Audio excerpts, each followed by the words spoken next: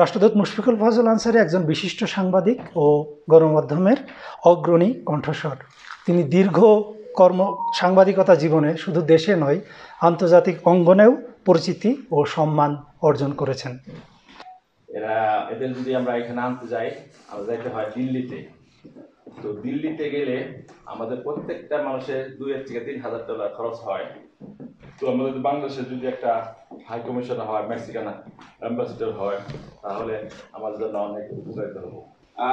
আমি শুরুতেই অভিনন্দন জানাতে চাই আমাদের মহামান্য রাষ্ট্রদূত মহোদয়কে, যে তার মতো একজন অভিজ্ঞ সাংবাদিক, যাকে আমরা আসলে নতুনভাবে চিনি না, যেটা শুরুতেই আমাদের উপস্থিত মহোদয় বলেছেন, যে তাকে আমরা চিনি আমাদের একটা আন্তর্জাতিক গণমাধ্যম ফেস হিসাবে, রিনাউন্ড ফেস হিসাবে, যে তার কর্মজীবনে অনেক উজ্জ্বল ভূমিকা পালন করেছে, বাংলাদেশের নাম উজ্জ্বল করেছে। আসসালামু আলাইকুম। শুরুতে আমি আমাদের মাননীয় রাষ্ট্রদূতকে অভিনন্দন জানাচ্ছি আমাদের এখানে আসার জন্য। ডাক্তার ভাই যেমন বললেন, আমার নাম মোহাম্মদ আরিফুজ্জামান, পরিচয় দিইনি। এখানে আমি কুয়েট থেকে পাশ করে এখানে আসি, এরিকসনে কাজ করতেছি অনেক বছর ধরে, ফ্যামিলি নিয়ে এখানে আসি। তো ডাক্তার ভাই যেটা বললেন যে আমরা সবাই চিনি আর কি আমাদের রাষ্ট্রদূতকে, আমরা বিভিন্ন প্রেস ব্রিফিং গুলো আমরা দেখছি, ফোনে যখন কথা হয়েছে, তো আমাদের কাছে এখানে অভিনন্দন জানাচ্ছি। আর মেক্সিকোতে আমি আগের যে বিভিন্ন রাষ্ট্রদূতের সাথে বা বিভিন্ন অফিসারদের সাথে যে কথা হয়েছে, আমার মনে হয় যে এখানে পিপল টু পিপল কমিউনিকেশন গুলো বাড়ানো উচিত। যে আমাদের দেশের বিভিন্ন ইউনিভার্সিটিতে সাথে এদেশের ইউনিভার্সিটি গুলো যদি যোগাযোগ হয়, সেই ক্ষেত্রে হয়তো অনেক নতুন প্রজন্ম বাংলাদেশকে চিনবে আর কি। বাংলাদেশের প্রাণ যারা এখানে উপস্থিত হয়েছেন, যাদের অর্থে, যাদের প্রেরিত রেমিটেন্সে আমরা সমৃদ্ধ, আমরা অনেক সময় আমরা বাহাবা নেই যে আমরা আমাদের ফরেন কারেন্সির রিজার্ভ এত, আমাদের অর্থনীতি সমৃদ্ধির পথে। তো এটির মূল কারিগর হচ্ছেন আপনারা। এই আপনারা যারা মাথার ঘাম পায়ে ফেলে, বৃষ্টিতে ভেজে, রোদে শুকিয়ে আপনারা যে কষ্টার্জিত অর্থ উপার্জন করেন, এবং আপনারা যারা বাংলাদেশে এই টাকাগুলো প্রেরণ করেন, তাদের অর্থেই কিন্তু বাংলাদেশের অর্থনীতি সমৃদ্ধির পথে। প্রথম দিনই আমি আমার কলিগদেরকে বলেছি যে যারা এই দূতাবাসে আসবেন, যদি একটি ফুল দিয়ে যদি তাদেরকে বরণ করতে নাও পারেন, একটি গোলাপ যদি তাদের হাতে নাও দিতে পারেন, তাদেরকে খুব স্মিত হাসি হেসে, বিরক্তির চেহারায় নয়, খুব একটা হাসি দিয়ে যাতে আমরা তাদেরকে এই দূতাবাসে আমরা যাদেরকে যাতে স্বাগত জানাই, যারাই আসেন, যে প্রয়োজনেই আসেন। বর্তমান যে অন্তর্বর্তীকালীন সরকার নোবেল বিজয়ী প্রফেসর মোহাম্মদ ইউনূসের নেতৃত্বে একটি বিপ্লবের মধ্য দিয়ে, একটি গণ অভ্যুত্থানের মধ্য দিয়ে, একটি স্বৈরাচারের পতন ঘটিয়ে যে আমরা অর্জন করেছি, এবং এটির মূল বিষয় ছিল যে আমরা একটি পরিবর্তন সূচনা করব, আমরা একটি বৈষম্যবিহীন সমাজ প্রতিষ্ঠা করব। সুতরাং বৈষম্য দূর করা এখান থেকেই শুরু করতে হবে।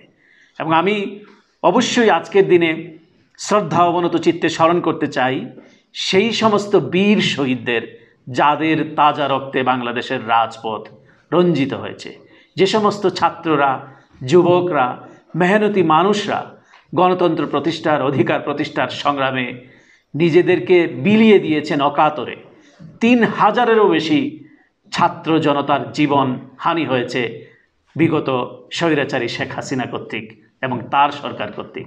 সুতরাং আজকের দিনে আমি তো তাদেরকে গভীর শ্রদ্ধাভরে স্মরণ করছি, যারা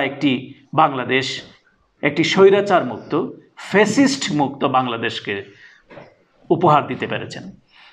আমরা কতটুকু ফ্যাসিস্ট মুক্ত হয়েছি সেটি ভিন্ন আলোচনা, সেদিকে আমি যাব পরবর্তীতে। আজকের আলোচনা নয়, সেটি অন্য আলোচনা করব। এবং ফ্যাসিস্টরা কিভাবে আমাদের রন্ধ্রে রন্ধ্রে মিশে গিয়ে এখনও এই দেশকে ডিস্টেবিলাইজ করবার জন্যে, দেশকে বিকৃতভাবে চিত্রিত করবার জন্যে তারা প্রয়াস নিচ্ছে, তারা চেষ্টা চালাচ্ছে। আমরা যেরকম আপনাদেরকে সাধুবাদ জানাবো, আপনাদেরকে সুস্বাগত জানাবো, তেমনিভাবে আমরা আবার কেউ যদি কোনো অপব্যবহার করতে চান এবং যে দেশে আপনারা থাকেন সেই দেশের নিয়ম কানুন মানাটাও খুব গুরুত্বপূর্ণ। তো আমাদের বেশিরভাগ মানুষ, দু একটা এদিক সেদিক মানুষ আছে কিন্তু আমাদের সমাজে, কিন্তু বেশিরভাগ মানুষই কিন্তু কর্মোদ্যমী, সৎ, তারা নিজেদের পরিশ্রম দিয়ে তাদের ভাগ্য নির্ধারণ করতে চায়। কিন্তু আবার এর মধ্যে কিছু বিভ্রান্তিকর লোকও থাকে যারা আনফেয়ার অ্যাডভান্টেজ নিতে চায়, যারা নানা ধরনের অলিগলি পথে তারা হাঁটতে চায় এবং তারা নানা প্রয়োজনে অ্যাডভান্টেজ নিতে চায়। সুতরাং অ্যাডভান্টেজ কেউ এখানে নিতে পারবে না, এটাও বলে রাখি। যারা আমাদের প্রবাসী বাংলাদেশিরা তাদের জন্য এটা উন্মুক্ত থাকবে, কিন্তু এখানে কোনো ধরনের ব্যতিক্রমী অথবা ভিন্ন জিনিস করার চেষ্টা যদি কেউ করেন, আমরা এই দেশটা নিয়ে, আপনারা জানেন যে এই মেক্সিকো, এই বর্ডার, এই এত কিছু, এগুলো কিন্তু আপনারা সকলে অবগত, এবং নতুন যে ইউএস অ্যাডমিনিস্ট্রেশন আছে তাদের কি জিরো টলারেন্স, এবং এই সমস্ত মানুষে আমরা দেখেছি এই সমস্ত দেশে মানুষ কিভাবে লক্ষ লক্ষ টাকা খরচ করে, আমার বলতে দ্বিধা নাই, গরিব মানুষ পাহাড় ডিঙ্গিয়ে, সাঁতরিয়ে, জঙ্গল পেরিয়ে তারা আসছে কি আমেরিকায় ঢুকবে, এবং কিছু কিছু মানুষ এই সমস্ত মানুষদেরকে বিপদে ফেলেছে টাকার বিনিময়ে, লক্ষ লক্ষ টাকার বিনিময়ে। এই ব্যাপারে কিন্তু আমার অবস্থান থাকবে জিরো টলারেন্স। আমরা চাই বৈধভাবে আপনারা আসেন এবং আমাদের সেই চেষ্টা অব্যাহত থাকবে। ইভেন আমেরিকাতেও বিভিন্ন জায়ান্ট কোম্পানি আমাদের সাথে কথাবার্তা হচ্ছে যাতে আপনারা বৈধ ভিসায় বাংলাদেশের মানুষ যাতে যেতে পারে, যারা আইটি সেক্টরে আছে, ইভেন এগ্রিকালচারেও তারা কিন্তু মানুষ নিতে আগ্রহী। আমরা সেটা নিয়ে আবার আরেকদিন আলোচনা করব। ইভেন মেক্সিকোতেও আমরা যে কয়টি আমাদের আলোচনা হয়েছে, আমরা বলেছি যে আমাদের কর্মোদ্যমী মানুষ আছে, তোমরা সেখানে মানুষগুলো নাও এবং তোমাদের তারা কন্ট্রিবিউট করতে পারবে তোমাদের ইকোনমিতে। সেটি একটা আমার প্রায়োরিটি, যে আমাদের একটা সবচেয়ে বড় জিনিস হচ্ছে আমাদের ম্যান পাওয়ার আছে। এই ম্যান পাওয়ারটা আমরা যেখানেই যাই সেখানেই যাতে আমরা কাজে লাগাতে পারি। তো যেখানে বৈধ পথে আসা যায়, আসার সুযোগ আছে, সেখানে কেন এই জিনিসগুলো করতে হবে, অবৈধভাবে যেতে হবে, লক্ষ লক্ষ টাকা খরচ করে জীবনকে ঝুঁকির মধ্যে ফেলে? আমাদের এখানে নয়াদিল্লিতে যেতে হয় ভিসার জন্য। এটি কিন্তু প্রথম দিনের আলোচনায় আমার সঙ্গে সেদিনও আলোচনা হয়েছে এখানকার আন্ডার সেক্রেটারি অফ স্টেট এবং ফর্মার এবং এখনকার যিনি মন্ত্রী, এই প্রতিমন্ত্রী বাংলায় বললে পররাষ্ট্র মন্ত্রণালয়, এবং মন্ত্রী যিনি ন্যাচারাল রিসোর্সেস এবং ক্লাইমেট চেঞ্জ, উনি এখন আগে পররাষ্ট্রমন্ত্রী ছিলেন, তার সাথেও আমার আলাপ হয়েছে। যে আমার প্রথম কাজ হচ্ছে বাংলাদেশে তোমরা যাতে, খুব বেশি কিছু চাচ্ছি না, আমরা এখানে কনসুলেট করেছি, আমরা এখানে এমবেসি করেছি, আমাদের লোকজন আছে, তো সেটা ভাইস ভার্সা হইতে হবে। তা আমরা যদি এই সাপোর্টটা দিতে পারি, তোমরা কেন সাপোর্টটা দিতে পারবে না? তোমাদেরকে বাংলাদেশের ঢাকাতে আমাদের কনসুলেট স্থাপন করতেই হবে। ভিসাটা যাতে বাংলাদেশের মানুষরা নিতে পারে বাংলাদেশ থেকে। 643 মিলিয়নের মতো আমাদের একটা এক্সপোর্ট আছে, আমরা চাই এটাকে যাতে বিলিয়নে নিতে পারি। এখানে প্রত্যেকটি জায়ান্ট কোম্পানিগুলি এখানে আছে, মানে ব্র্যান্ডেড, জায়ান্ট বলছি না, ব্র্যান্ডেড, গ্যাপ বলেন, আপনি ওয়াইএসএল বলেন, জারা বলেন, সবগুলি আছে। আমাদের এক্সপোর্টটাকে আমরা বাড়াতে চাই, শুধু রেডিমেড গার্মেন্টসের মধ্যে আমরা থাকতে চাই না। আপনারা জানেন যে আমরা মেডিসিন, খুব ভালো মেডিসিন বাংলাদেশে উৎপাদিত হয়, ওষুধ শিল্পের একটা বিকাশ ঘটেছে বাংলাদেশে, সেটা আমরা করতে চাই। এবং আমাদের যে এক্সপার্টগুলি আছে, যে এক্সপার্টিজ আছে, আইটি সেক্টরে বলেন, এগ্রিকালচারে বলেন, ডাক্তার বলেন, ইঞ্জিনিয়ার বলেন, আমরা যাতে প্রশিক্ষিত জনশক্তি যাতে আমরা নিয়ে আসতে পারি, সেটার ব্যাপারেও আমাদের আলাপ আলোচনা চলছে। আমি চেষ্টা করছি। তা আমি বাংলাদেশের নির্বাচিত প্রধানমন্ত্রী, অনির্বাচিত না, নির্বাচিত প্রধানমন্ত্রী বেগম খালেদা জিয়ার প্রেসিংয়ে কাজ করার আমার সুযোগ হয়েছে। আমি মনে করি আমার জীবনের সবচেয়ে অন্যতম একটি গুরুত্বপূর্ণ অর্জন। এবং এখন বাংলাদেশের, শুধু বাংলাদেশে নয়, পৃথিবীতে যিনি সর্বজন নন্দিত, সর্বজন স্বীকৃত, সর্বজন শ্রদ্ধার পাত্র, নোবেল বিজয়ী প্রফেসর মোহাম্মদ ইউনূস, তার সরকারের সঙ্গে আমি কাজ করছি। তিনি আমাকে অফার করেছেন, আমি অ্যাকসেপ্ট করেছি রাষ্ট্রদূত হিসেবে মেক্সিকোতে। সুতরাং এটা আমার জন্য চরম সৌভাগ্য। বৈষম্য কোথাও থাকবে না, আমি খুব আরামে থাকবো, খুব চোস্ত পোশাক আশাক পরবো।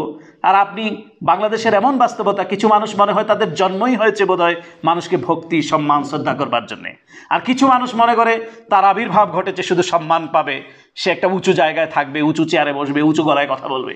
এই বৈষম্যটা যদি আমরা দূর না করতে পারি, তাহলে আমাদের যত বৈষম্য দূরের কথা বলি, এগুলি কাগজে কথাবার্তা থাকবে, এগুলি কেবলই মেঠো বক্তৃতা থাকবে।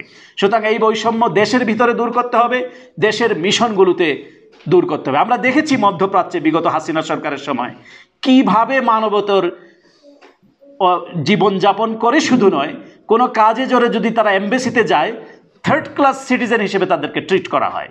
এবং আপনারা দেখেছেন অধিকার প্রতিষ্ঠার সংগ্রামে তাদের এক্সপ্রেশনটি এক্সপ্রেস করেছিল বলে 54 জনকে যাবজ্জীবন কারাদণ্ড দিয়ে দিয়েছিল ইউএইতে। কিন্তু আমাদের সরকার প্রধান প্রফেসর মোহাম্মদ ইউনূস, তিনি এতটাই শ্রদ্ধার পাত্র, ইউএইর প্রেসিডেন্টের কাছে তিনি ফোন করেছেন, প্রত্যেককে তারা বেকসুর খালাস দিয়ে দিয়েছে, যাদেরকে যাবজ্জীবন কারাদণ্ড দেওয়া হয়েছিল, বিভিন্ন দণ্ডে দণ্ডিত করা হয়েছিল। বিগত শেখ হাসিনার সময় যে শেখ হাসিনার কারণে যে এইরকম একটা বর্বর প্রধানমন্ত্রী হয় কি করে তোমাদের, যে দিনের পর দিন গুম করছে, খুন করছে, ক্ষমতায় থাকবার জন্যে একদলীয় নির্বাচন করছে, নিজের মন মতো করে সংসদ বানাচ্ছে। তো এইরকম একটা oh my god, what a prime minister you have got, এইরকম করে বলতো। তো এইরকম একটা প্রধানমন্ত্রী বাংলাদেশে ছিল, গুম খুন জুলুম করে এবং বাংলাদেশকে একটি গুমের রাজ্য হিসেবে জানতো।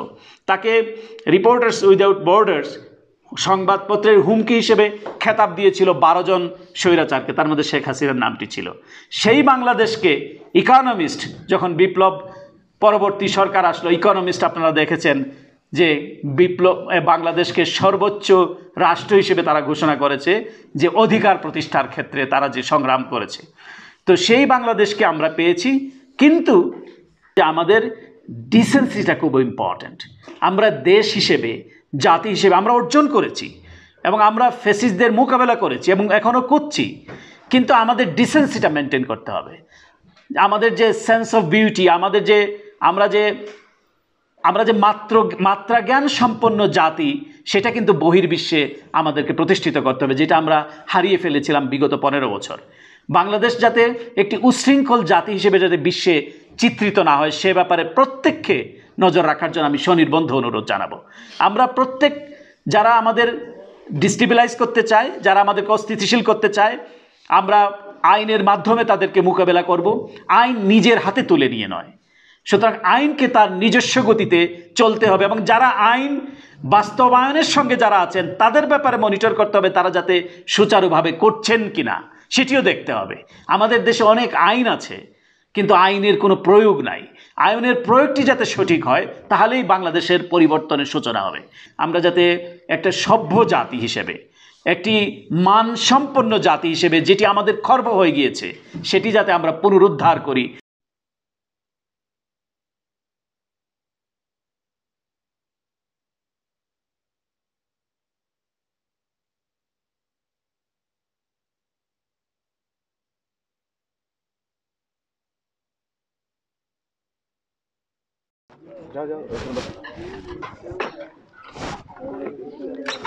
সুন্দরী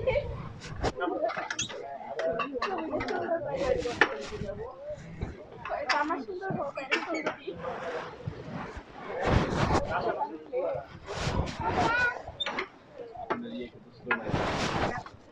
ও তাই